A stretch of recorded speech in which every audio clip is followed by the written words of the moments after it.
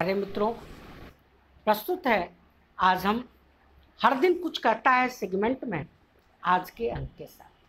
आज यानी कि 10 अगस्त दिन मंगलवार, भगवान श्री हनुमान की आराधना करते हुए और अपने परम मित्र श्री संजीव कुमार जी का धन्यवाद ज्ञापन करते हुए हम आज की सेगमेंट की शुरुआत करेंगे। सबसे पहले आज के सेगमेंट की झलकियाँ।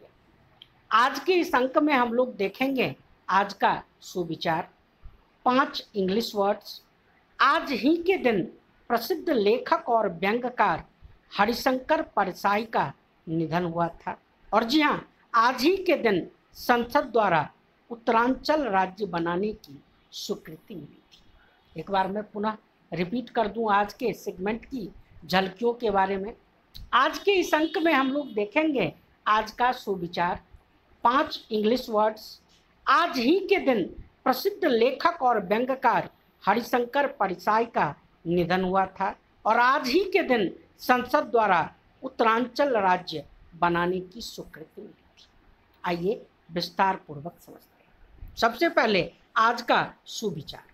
सुविचार यानी कि वो विचार जिसको अपने मन में, अपने आत्मा में और अपने दिनचर्या में यानी कि अपने जीवन के संग संग इम्प्लीमेंट करने की जरूरत है। आज का सुविचार है, भगवान जाति से नहीं बल्कि भक्ति से प्रसन्न होते हैं। जी हाँ, ये स्टेटमेंट किनका है? सूरदास जी का। भगवान जाति से नहीं बल्कि भक्ति से प्रसन्न होते हैं। आज के सुविचार के बाद चलते हैं आज के नेक्स्ट सेगमेंट यानी कि आज के 5 इंग्लिश वर्ड्स की तरफ। आज के 5 इंग्लिश वर्ड्स हैं ल्यूनेसी, मोनोटोनस, नेविस, आउटब्रेक और पंजेंट। आज के 5 इंग्लिश वर्ड्स हैं ल्यूनेसी, मोनोटोनस, नोविस, आउटब्रेक और पंजेंट। चलिए विस्तार पूर्वक समझते हैं। पहला वर्ड है आज का ल्यूनेसी, LUNACY। आज का पहला वर्ड है ल्यूनेसी, LUNACY, यानी कि पागलपन, मैडनेस। सेंटेंस के थ्रू समझते हैं। Michael Phelps, lunacy to achieve the unachievable is commendable. आज के दूसरे वर्ड की तरफ चलते हैं। आज का दूसरा वर्ड है मोनोटोनस, MONOTONOUS। जी हाँ, आज का दूसरा वर्ड है मोनोटोनस, MONOTONOUS, यानी कि नीरस। सेंटेंस के थ्रू समझते हैं। The politician speech was monotonous. आज के तीसरे वर्ड की तरफ चलते हैं। आज का तीसरा वर्ड है नोविस, NOVIC। जी हाँ, आज का तीसरा वर्ड है नोविस, NOVICE, यानी कि नौसिखिए, बिगिनर्स। सेंटेंस के थ्रू समझते हैं। Rishabh was a novice yet he outplayed the other teammates. आज का चौथा वर्ड है आउटब्रेक, OUTBREAK, आउटब्रेक, यानी कि प्रकोप या विस्फोट। आज का चौथा वर्ड है आउटब्रेक, OUTBREAK, यानी कि प्रकोप या विस्फोट। सेंटेंस के थ्रू समझते हैं। There was an outbreak of a deadly viral disease. आज का पांचवा और आखिरी वर्ड है पंजेंट, PUNGENT। जी हाँ, आज का पांचवा और आखिरी वर्ड है पंजेंट, PUNGENT, यानी कि कट। सेंटेंस के थ्रू समझते हैं।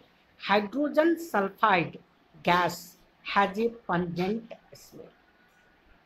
आज के 5 इंग्लिश वर्ड को समझने के बाद आज के इम्पॉर्टेंट सेगमेंट के तरफ चलते हैं। जी हाँ, हरिशंकर परसाई का निधन। आज ही के दिन यानी कि 10 अगस्त 1995 में इनका निधन हुआ। ये हिंदी साहित्य के प्रसिद्ध लेखक और व्यंग्यकार थे।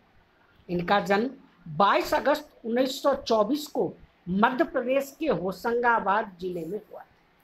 ये हिंदी साहित्य में व्यंग को साहित्य की एक विशेष विधा के रूप में स्थापित करने वाले पहले लेखक थे। इन्होंने अपने व्यंग के द्वारा बार बार अपने पाठकों का ध्यान व्यक्ति और समाज की उन कमजोरियों और विसंगतियों की ओर आकृष्ट किया है जो हमारे जीवन को दूभर बना रही है। ये अपने लेखन को एक सामाजिक कर्म के रूप में परिभाषित करते हैं। इनकी प्रमुख रचनाएं हैं कहानी संग्रह हंसते हैं रोते हैं। इनकी प्रमुख रचनाओं में जो कहानी संग्रह है उसके नाम है हंसते हैं रोते हैं, जैसे उनके दिन फिरे, तीसरा भोला राम का जी। इनके उपन्यासों में प्रमुख हैं रानी नागफनी की कहानी, तट की खोज, ज्वाला और जल। इनके संस्मरण में हैं तिरछी रेखाएं। इनके लेख संग्रह में हैं तब की बात और थी, भूत के पांव पीछे, बेईमानी की परत, प्रेमचंद्र के फटे जूते, माटी कहे कुम्हार से, वैष्णव की फिसलन, शिकायत मुझे भी है, बस की यात्रा आदि। परसाई रचनावली 6 खंडों में। इनकी प्रमुख रचना परसाई रचनावली 6 खंडों में। इनकी कृति विकलांग श्रद्धा का दौर के लिए, इनकी कृति मतलब रचना विकलांग श्रद्धा का दौर के लिए 1982 में इन्हें साहित्य अकादमी पुरस्कार से सम्मानित किया गया। हरिशंकर परिजाय परसाई के बारे में डिटेल समझने के बाद चलते हैं आज के आखिरी और अंतिम सेगमेंट की तरफ, जी हाँ, उत्तरांचल के बारे में समझते हैं। क्योंकि आज ही के दिन यानी कि 10 अगस्त को उत्तरांचल राज्य की स्वीकृति भारतीय संसद से प्राप्त हुई। जी हाँ, आज ही के दिन उत्तरांचल एक अलग राज्य के रूप में होगा, इस आशय की स्वीकृति भारतीय संसद से प्राप्त हुई। यह उत्तर प्रदेश से पृथक करके बनाया गया जो 9 नवंबर 2000 को भारत का 27वां राज्य के रूप में अस्तित्व में आया। जी हाँ, ये याद रखने वाला और इम्पॉर्टेंट पॉइंट है कॉम्पिटिटिव एग्जाम के पॉइंट ऑफ व्यू से। उत्तरांचल उत्तर प्रदेश से पृथक करके बनाया गया जो 9 नवंबर 2000 को भारत का 27वां राज्य के रूप में अस्तित्व में आया। सन 2000 से 2006 तक यह इसी नाम से जाना जाता था। जनवरी 2007 से इनका नाम बदलकर उत्तराखंड कर दिया गया। जी हाँ, यह राज्य अस्तित्व में आया नवंबर 2000 से, 9 नवंबर 2000 से। पहले इसका नाम उत्तरांचल था 2000 से 2006 तक, और 2007 में इनका नाम बदलकर उत्तराखंड कर दिया गया। यह प्रदेश अपनी प्राकृतिक सौंदर्य के कारण देश में एक विशेष स्थान रखता है। इसके उत्तर में तिब्बत और पूर्व में नेपाल है, पश्चिम में हिमालय प्रदेश, हिमाचल प्रदेश और दक्षिण में उत्तर प्रदेश की सीमा है। इनकी चौहद्दी यानी कि चारों तरफ की डिटेल्स एक बार मैं पुनः रिपीट कर रहा हूँ। उत्तरांचल यानी कि उत्तराखंड राज्य के उत्तर में तिब्बत, पूर्व में नेपाल, पश्चिम में हिमाचल प्रदेश और दक्षिण में उत्तर प्रदेश की सीमाएं मिलती हैं। यह राज्य हिंदुओं के आस्था का एक प्रमुख केंद्र है। यहीं से जीवनदायिनी गंगा निकलती है। गंगोत्री और यमुनोत्री के तटों पर वैदिक संस्कृति के अनेक तीर्थस्थल हमारा ध्यान बरबस ही खींच लेते हैं। देहरादून यहाँ की राजधानी है। राज्य की स्थापना से अब तक यहाँ 10 मुख्यमंत्री हो चुके हैं। तीरथ सिंह रावत यहाँ के वर्तमान मुख्यमंत्री हैं।